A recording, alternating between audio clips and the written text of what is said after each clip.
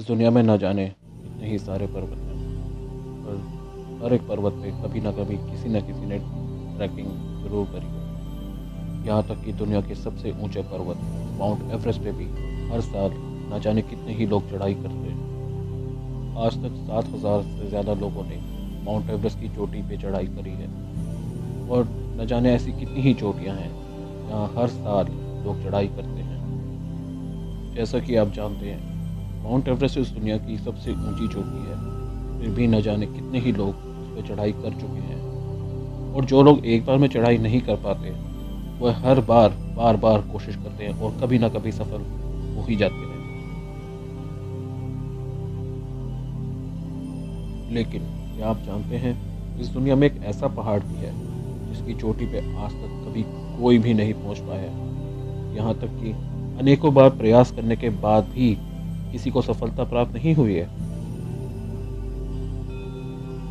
यहाँ तक कि ये भी मानना है कि आज तक जिसने भी इस पर्वत की चोटी पे चढ़ाई करने की कोशिश करी है, या तो वह दिशा भटकने के कारण वापस लौट आया है, या फिर दिल की धड़कनें बढ़ने के कारण वह अपनी यात्रा पूरी ही नहीं कर पाया, या फिर वह कभी लौट के ही नहीं आया।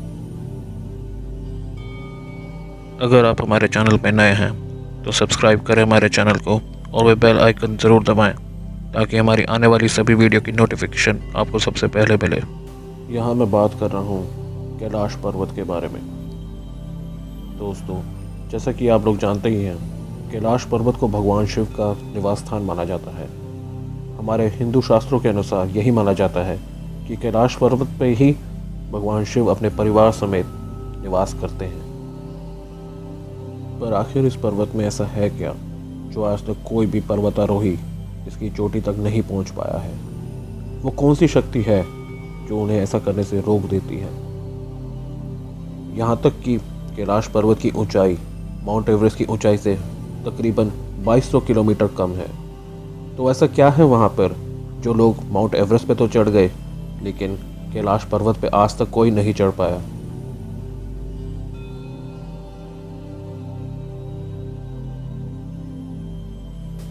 कैलाश पर्वत के बारे में तिब्बत के मंदिरों के धर्मगुरु ये भी बताते हैं कि कैलाश पर्वत के चारों तरफ एक अलौकिक शक्ति का प्रभाव रहता है और ये कोई आम शक्तियाँ नहीं होती। कहा जाता है कि आज भी कई तपस्वी इन शक्तियों के माध्यम से अपने आध्यात्मिक गुरुओं को टेलीपैथी के द्वारा संपर्क किया करते हैं। कैलाश पर्वत समुद्र तल से लगभग 22,068 फीट ऊंचा है और तिब्बत में स्थित है। और क्योंकि तिब्बत अब चीन के अधीन है, इसलिए कैलाश पर्वत को चीन में ही माना जाता है। विशेषज्ञों के अनुसार कैलाश को महान उसकी ऊंचाई की वजह से नहीं माना जाता, बल्कि इसके आकार की वजह से माना जाता है। इसका चौमुखी आकार दिशा बताने वाले कंपास के जैसा माना जाता है। कैलाश से ही 4 महान नदियों का उत्पन्न भी होता है, जिनका नाम है सतलुज, सिंधु, ब्रह्मपुत्र और भागर। ये चारों नदियां इस पूरे क्षेत्र को 4 हिस्से में बांटती हैं। कैलाश पर्वत को धरती का केंद्र बिंदु भी माना जाता है। यहाँ पर कंपास, जिसे हम दिशा यंत्र भी कहते हैं, वह भी सही से काम नहीं कर पाता, क्योंकि यहीं पर सारी दिशाएं मिल जाती हैं।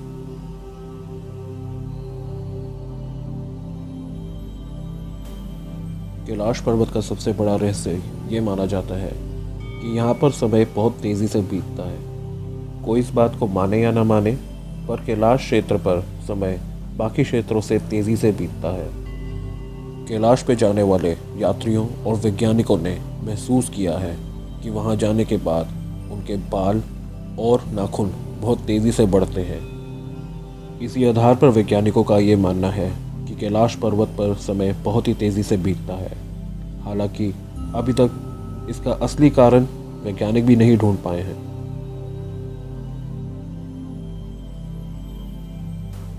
कैलाश की चोटियों के बीचों बीच 2 झील भी मौजूद हैं, जिनमें से एक का नाम है मानसरोवर झील और दूसरी का नाम है राक्षस झील। मानसरोवर झील को माना जाता है कि दुनिया की सबसे ऊंचाई पर स्थित शुद्ध पानी का स्रोत है। ये झील 320 किलोमीटर वर्ग क्षेत्र में फैली हुई है। इसका आकार सूर्य के समान है। और दूसरी ओर राक्षस झील को सबसे ऊंचाई पर स्थित खारे पानी का स्रोत माना जाता है। ये झील 225 किलोमीटर वर्ग क्षेत्र में फैली हुई है और इसका आकार चंद्रमा के समान है।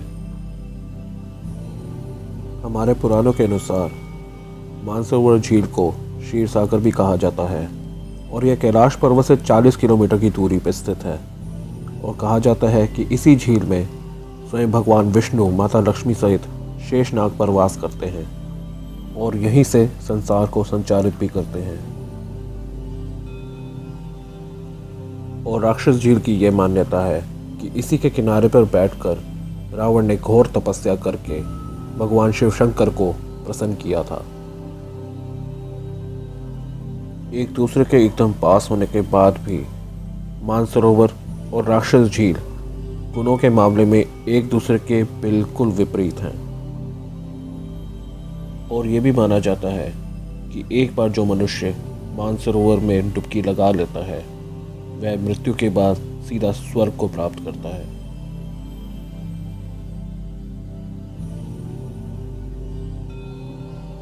कैलाश पर्वत पर प्रकाश तरंगों और ध्वनि तरंगों का एक अद्भुत संगम होता है, जिसके कारण ओम की ध्वनि प्रकट होती है। और जब गर्मी के मौसम में मानसरोवर झील की बर्फ पिघलती है तब डमरू की आवाज़ सुनाई देती है। कहा जाता है कि कैलाश पर्वत अपनी स्थिति बदलता ही रहता है। कैलाश पर्वत की ऊंचाई 6,638 किलोमीटर है। इसकी चोटी का आकार एक विराट शिवलिंग के जैसा है और पूरे साल बर्फ से ढका रहता है।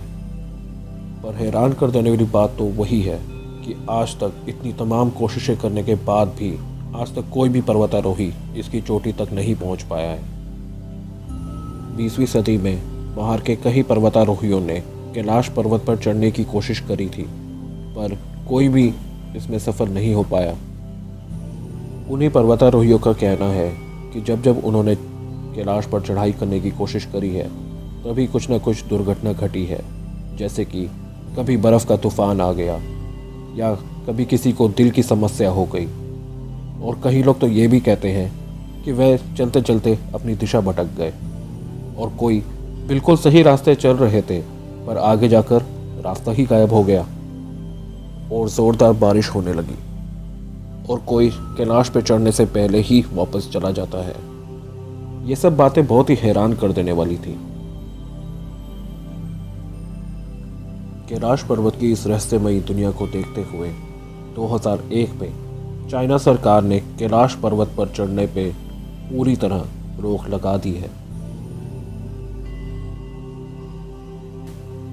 इन सब बातों को जानने के बाद केवल एक ही सवाल बार बार मन में आता है कि आखिर कैलाश पर्वत में ऐसा है क्या जो यहाँ कोई पहुँच ही नहीं पाता। वैज्ञानिकों के पास भी इसका कोई जवाब नहीं है और अगर हमारे हिंदू शास्त्रों की माने तो भगवान शिव की मर्जी के बिना कोई कैलाश में प्रवेश भी नहीं कर सकता। कैलाश पर्वत के इस रहस्य के बारे में आप क्या सोचते हैं, हमें कमेंट करके ज़रूर बताएं।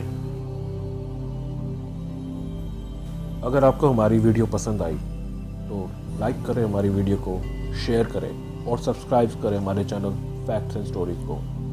फॉलो करें हमें इंस्टाग्राम और फेसबुक पर, लिंक डिस्क्रिप्शन पे है।